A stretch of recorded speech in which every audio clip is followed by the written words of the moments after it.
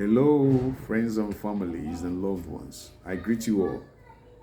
I hope we all slept and woke up from our respective homes, safe and sound, today. If that's the case, may we all glorify the Almighty God. It's not easy. All right. I welcome you all to my segment. This is Mr. B.O., a full-fledged Igbo son and teacher of Igbo language, culture, and tradition, including general issues that affect our lives in society. Previously we discussed mothers-in-law, daughters-in-law. It's time we talked about sons-in-law. Yeah, there are requirements expected of sons-in-law, but I just have to talk about a few of them. Nobody expects the son-in-law to overdo himself. He has to do all he can to make sure things are right. It has to be a two-way thing. One to his family and the other to the family where he got married from. All right, now, as son-in-law, you know you are required to take care of your mother-in-law as well, because once you're married to her daughter, you have become her son as well. The same way you address your mother when you want to call your mother, you say mother or mama, yeah, or whatever way your people use to address people who are mothers, women who are mothers. So no matter how much or how people address women who are mothers in one state or the other, it's all the same. Mothers are mothers. Now, when you plan to take care of your own biological mother, you should also put in consideration your mother-in-law. She's your mother-in-law. Even though she's your mother-in-law, she's also your mother. Being married to her daughter makes you her son, and she is your mother. The same way you treat your own mother, your biological mother, should be the same way you treat your own mother-in-law, your mother-in-law. So it has to be 50-50. 50 to the left, 50 to the right. It doesn't have to be one-sided. Especially we are stepping into the Yuletide season. So it doesn't have to be all about your own biological mother. You plan things you want to send to your biological mother. You want to give her so amount of money.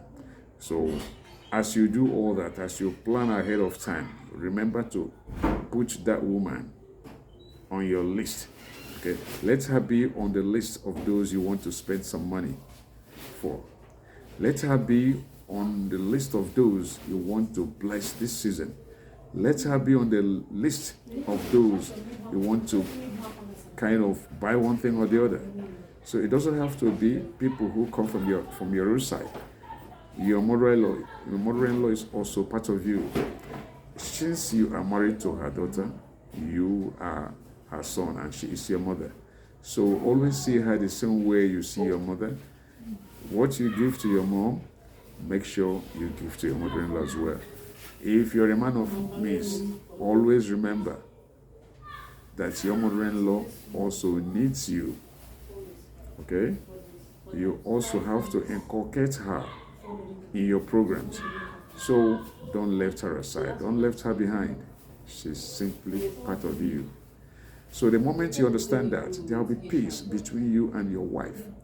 Then when you respect or value your mother-in-law, what you're trying to do, directly or indirectly, is teaching your wife how to deal with your own mother. If you're nice to her mother, then you should expect her to be nice to your own mother as well. It doesn't have to be when you don't care about her mother, when you don't know that her mother resists. You expect her to know that your own mother resists. When you don't care about her own mom, you want her to care about your own mother. It's not possible. When you show love to your own mother, show love to her own mother. And when you show love to both women, what you're trying to do is to lead an exemplary life. You want your wife to emulate what you do. And once she sees that you show love, the same love you show to your mother is the same love you show to her own mother, who happens to be your mother-in-law, she will tag along. Yes, she will tag along. That's just the way it is. Now, this season, you want to buy a bag of rice to give to your mother. Remember that poor woman.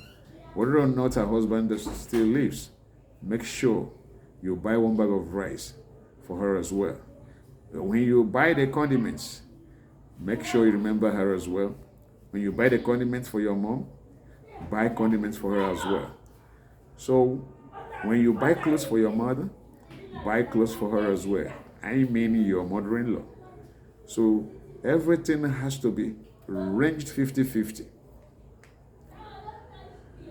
Prove to your wife that you actually love her mother, not just by words of mouth. Make sure it's practical. You have to be pragmatic. Once you live that pragmatic life towards your mother-in-law, indirectly you are telling your wife that her mother is as important as your own mother. And when you do that, then expect wonders. It's not magical. It's just the way it is. It's just the fact. You don't care about your mother-in-law and you expect your wife to care about your own mother. Where does that work? It doesn't work, my dear. All you have to do is, or all you have to know is that love begets love. When you show your mother-in-law love, you're directly telling your wife to show your own mother love. When you care about your mother-in-law, you are directly telling your wife to care about your own mother. The two women matter in your life.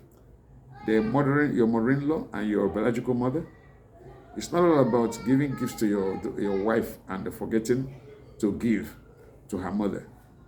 Whatever you give to your wife is separate. Yeah, you don't say, oh, I've spent a lot on my wife, I don't care about her mother. Or rather, let my wife take from what she has got from me to give to her mother. No way. Nothing justifies that. When you are giving to your wife, you have to be very wise in your spending. Make sure you have a portion of what you are giving or what you spend, what you want to spend for your mother, for your wife. Just make sure you just map out, earmark a particular portion for your mother-in-law. As you put smile to your mother's face, someone else, your mother-in-law, needs to smile as well. So you have to also remember her, put her on the list, and when you give her to, she will smile. This one also is not magical. It's a matter of fact. So glaringly factual. So, if you want to be a gentleman, you will have to play the role of being a son to two women at the same time. Whether or not she gives you anything when you visit her, perhaps from one time to the other, you do pay her visits. And when you do, because she doesn't give you anything, or she doesn't give you much. And when you want to give her, you remember that she hasn't given you or she doesn't give you, then you want to kind of use that as yardstick to measure the way or the volume of what you want to give her. No. If she doesn't give, could possibly be because she doesn't have. If she doesn't give you much, could possibly be that she doesn't have much. So, if she doesn't give you, don't say she doesn't give you and because of that you won't give her. If she doesn't give you much, don't say because she doesn't give you much, then you don't want to give her much. Just give her something that something that is not worth it.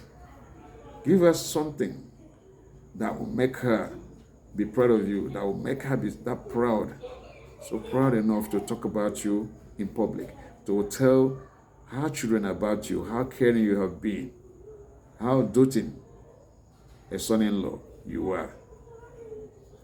That's just it. If you cannot play these two roles, then you haven't started. You have not begun.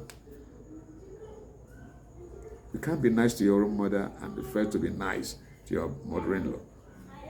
In the same vein, if you're nice to your mother-in-law, remember your own mother. So this is why I said you should play two roles. Make sure you play two roles perfectly.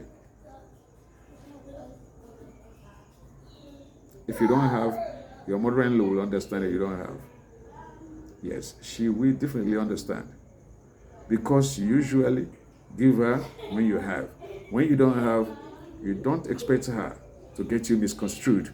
She will always understand that the reason you have not given or you didn't give her is or was because you don't or didn't have. Let it just be that way. Don't let her see you as someone that when you have, she doesn't know. What I mean by she doesn't know is that she does not feel the impact of what you have because you don't value her, you don't remember her, and you don't bless her don't bless her from what you have. So just bear in mind that she is part of you. You have two families now, your wife's family and your own family. So whatever you do, remember, once you remember this, there won't be any problem. And once you want to play this role, make sure you play it very well. Don't take sides when these two old women have a fracas. If they have a rift, try to sort whatever it is out. Don't let it linger for too long. Once you are in the know of it, just go and sort it out. Play that fatherly role, whether or not your mother-in-law's husband, that is your father-in-law, still lives. If you do all this, she will hold you in esteem. She will be so proud of you that wherever she goes, she talks about you. You understand? That's just factual.